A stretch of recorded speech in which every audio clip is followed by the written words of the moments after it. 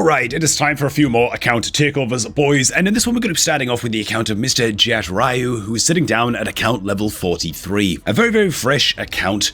He did make a point that he feels he got off to a very, very good start on this account, and doesn't want to screw it up. He also wants to figure out what his best current clan boss team might look like, and so I'm going to try to get my way through this video while sounding like I've just come off the back of smoking about 80 cigarettes on the bounce, and yeah, without coughing up a lung, ideally. As we can just kind of sift through his champion collection here a little bit, I will say that if you want to get involved in this series yourself, then the best possible way to do that is to join my Discord. That Discord is linked down below, and you want to make a post in the account takeover submissions channel of that Discord. I will be focusing almost exclusively on early game accounts to help people get off to a good start, especially if you've used our beginner promo link, which as always is down below at the top of the video description, man. I will be prioritizing accounts that have used that promo link to kickstart their raid adventures. For free epic champions come along with that promo link, so make sure to use that promo link if you are looking to start off a fresh new account and get involved in this account takeover series. And Mr. Jet Ryu, it looks, has done just that, having both Fane and Ugo already unlocked on the account. And the first thing I'm going to touch on is just the champion builds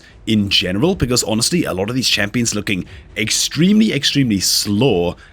We've also got a couple champs that are in like 6 pieces of the same gear, even though you only require 4 pieces of lifesteal to get like the set activation. But another thing Jet Ryu did want me to focus on, I guess like first and foremost, would be putting together the best possible Demon Lord clan boss team that he can put together right now on this account. And I do think I have a pretty good idea of what that would look like. So first and foremost, 2 damage dealers to bring in a Demon Lord clan boss that I can see right off of the get-go that we should definitely be using is number 1 going to be Fane, which of course Jet Ryu got from the beginner promo link. And the reason Fane is so good is because she brings so many debuffs that are absolutely key to Demon Lord clan boss. If there's one epic champion on this account that I feel you should get fully skill booked up as soon as possible, Mr. Jet Ryu, it's gonna be Fane. It's because she brings double poison on the A2, as well as getting her ascended up is gonna allow her to place the all-important strong version of decrease attack against the Demon Lord as well. So 2 very key debuffs right there just on the A2.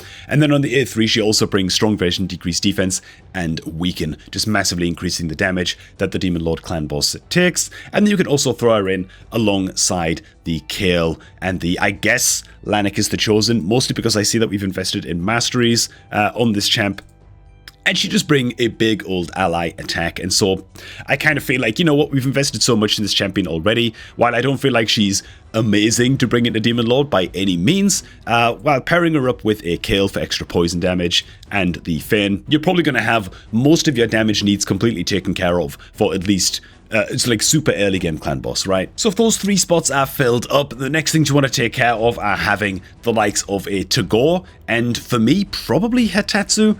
I don't know, neither of these are exactly amazing Demon Lord clan boss champions, but they're both kind of filling big gaps that we have in the team right now. A little bit of extra healing coming in from Tagore. Again, he just kind of require a fully skill booked up A2 in order to be super effective in the clan boss for this role, but he's also bringing an AoE increase speed, which is, yeah, a buff that we're not touching on at all in this clan boss team just yet, and so we really do need somebody to be filling that role. And Hitatsu, he's also bringing a less reliable decrease attack debuff. We already have this base kind of covered by the Fane, of course, but Hitatsu, honestly, he's great into just all areas of the game. He's a very excellent champion to max up anyway for an early game account, just because his kit kind of does a little bit of everything, but specifically into Demon Lord clan boss, he will be bringing the Leech on the A1, and again, you already have an ally attack legendary, so he'll be getting off extra A1s and getting this Leech debuff up, which is just going to give you healing across your whole team. And he's also bringing another very important buff that we are lacking on this team, which is a strong version of increase defense buff on all allies, and also a little bit of healing as well on this A3 too. Now, he does require quite a lot of skill bucks to, or sometimes he can require quite a lot of skill bucks, I should say, just because a lot of bucks can end up sort of accidentally going into his A1.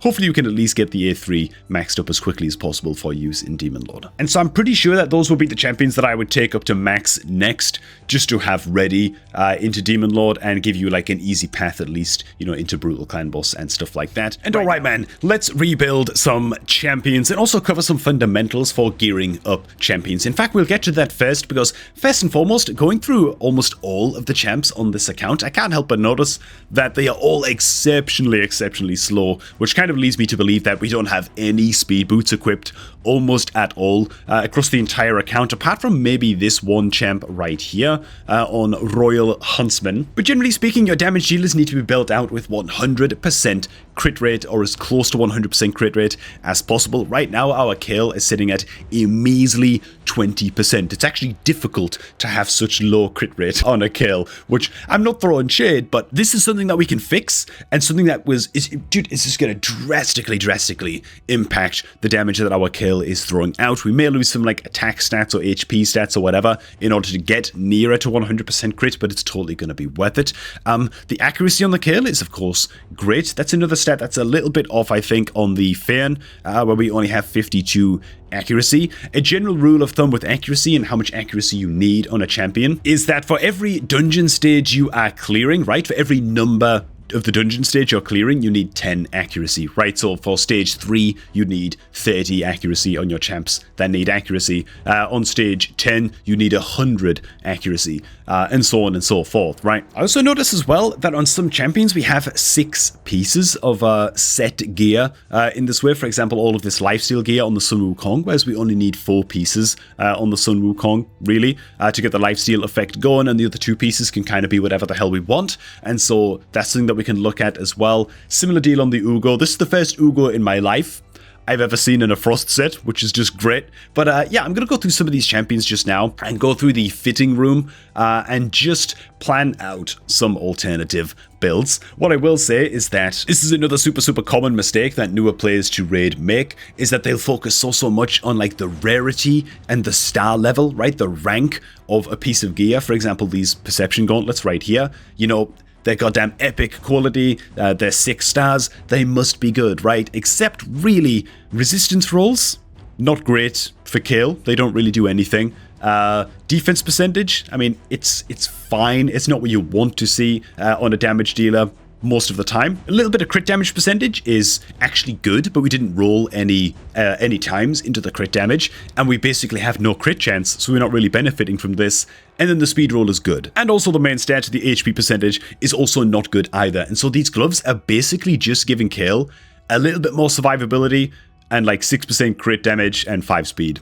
That's it. Like, all of these stats right here are kind of just meaningless. And it's sort of a similar deal with the boots as well. While attack percent is, of course, solid on Kale, like, it's okay. This would be good on a chest piece. If we can have speed on these boots and just get our Kale going faster so he gets more attacks in, he'll probably get more done. And also the sub-stats, again, on these boots, almost completely worthless on Kale, apart from the crit damage, which is also bad because we don't have any crit gens. So I'm just going to spend a few minutes and I'll get back to you. I'm just going to fast forwards in time, if you like, and let's see what alternate build we can come up with for the kill. Okay, so here is the build that we came up with for the kill. I'm just going to go on into the filter and go into the preset manager, and this is where I have the build saved, so that if you want to go ahead and upgrade this when there is an artifact enhancement event active, Jetrayu, then you can go ahead and do that. But this build right here is going to give you a lot more speed and a hell of a lot more crit rate, while also maintaining very high attack stats and just drastically lowering the health and defense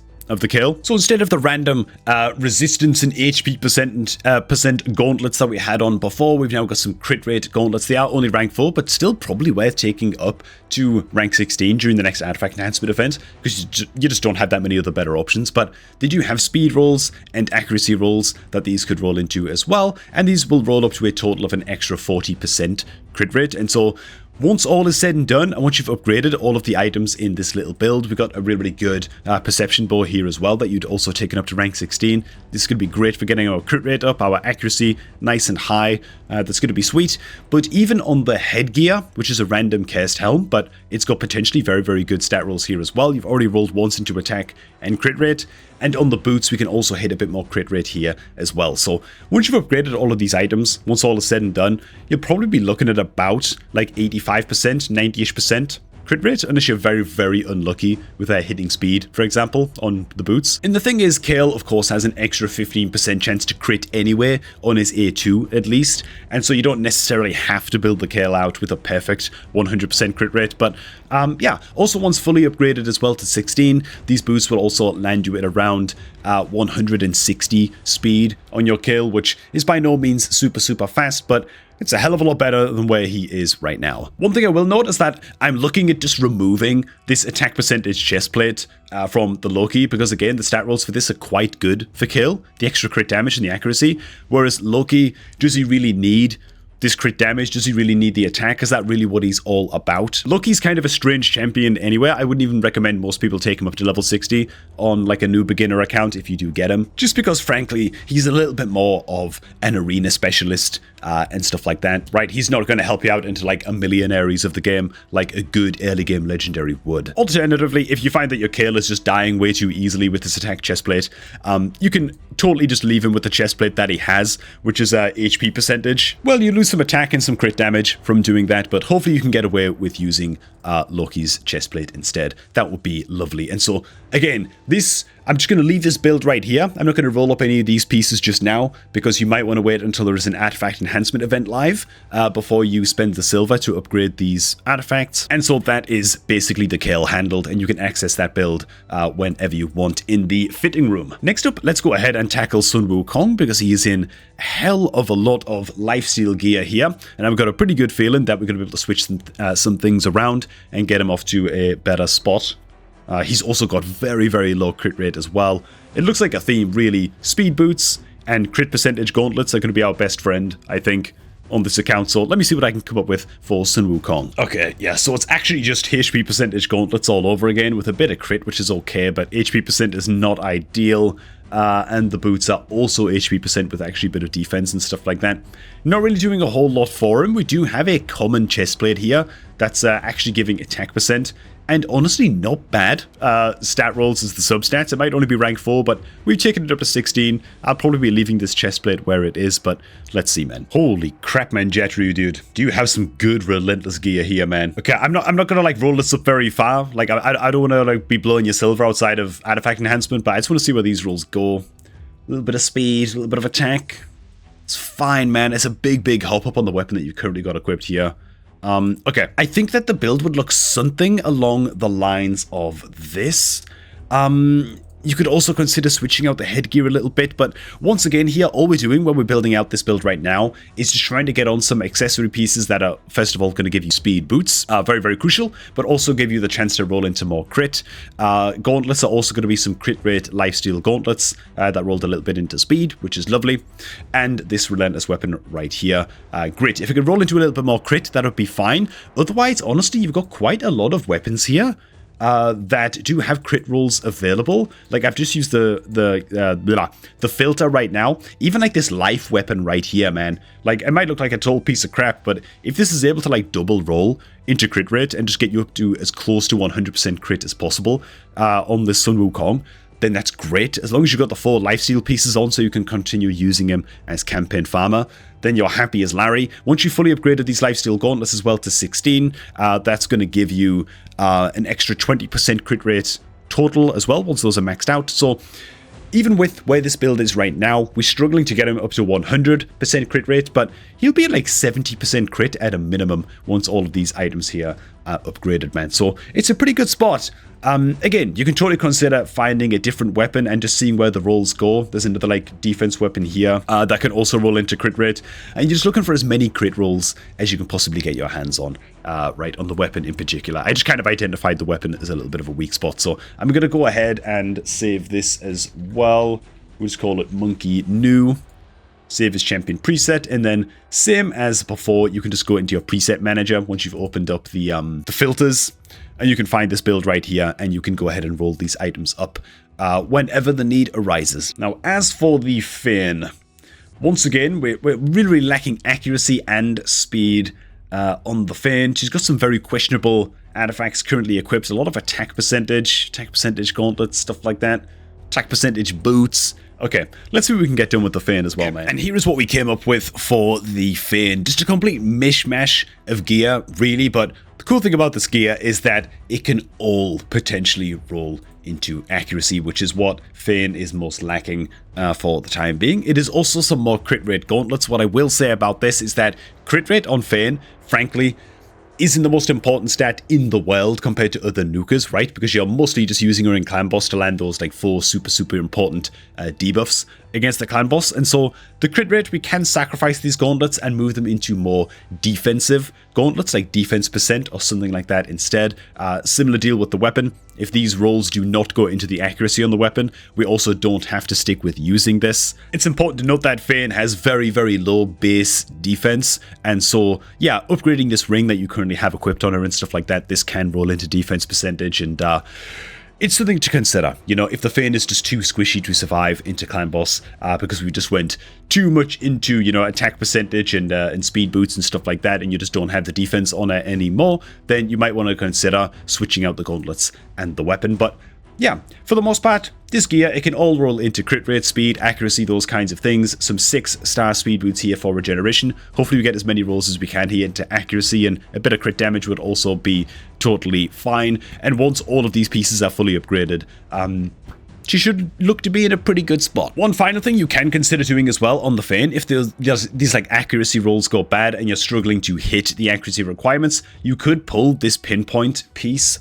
off of your Wukong and just give the Fane an extra 34 accuracy right there. And instead, on the Sun Wukong, you could then equip the crit damage percentage amulet instead, and just, yeah, the closer to 100% crit rate he is, the more he's going to benefit from this. And yeah, he can be totally fine in this amulet as well, whereas this pinpoint piece could end up proving to be more useful on the Fane in future, but that is for you to decide. I'm going to go ahead and save this. And the last champ we might as well rebuild while we're here might as well be our level 60 other legendary Lanakis, the Chosen support style legendary. Also relatively quite slow, to be honest. It's actually in some defense percentage, also triple rolled into flat defense. Oh my god. On the substats, not really that great. As far as the skill set of this legendary, it's got a big old ally attack on the A2, and on the A3, increased crit rate and increased attack buff on all allies for a couple of turns, has a chance of granting an extra turn. So we just want to try and get this champion to be as fast as humanly possible.